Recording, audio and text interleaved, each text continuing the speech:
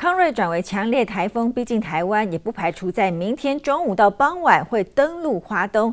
气象署呢提醒了，在今天北部、宜兰还有花莲地区，雨势会逐渐加剧，可能会炸出局部豪雨。而气象专家则是纷纷点出，康瑞的风势不容小觑，预估300公里的暴风半径可以包住2个台湾，甚至呢这个风还可以绕过中央山脉，一路吹翻北部跟西部海线。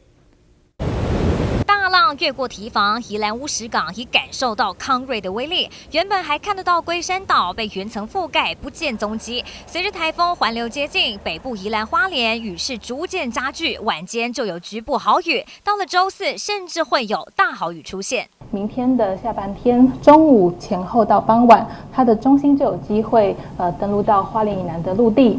而随着它的中心来到台湾上空，它的中心过山之后呢，对于中南部这一带的降雨就会变得比较明显。康瑞很可能成为今年第3个登陆台湾的台风。气象专家吴胜宇盘点，上一次1年内有3个或以上的台风登陆，已经是2008年；至于1年内有3个强台登陆，则是2005年，有机会重演相隔10多年的情况。而粉丝专业台湾台风论坛天气特辑则分析，台风核心越来越扎实庞大，尤其东南上线最为肥厚，最快周3就挑战巅峰状态。而康瑞的特色是风，如果外挂300公里暴风半径能包住2个台湾，大到足够让风从北边绕过中央山脉，一路吹翻北部和西部海线。脸书粉专观气象看天气也指出，康瑞可说是继1996年赫伯台风以来最胖的登台台风，甚至有机会冲击今年西台风王。跟之前那几个台风比起来，它几乎都没有受到地形的影响。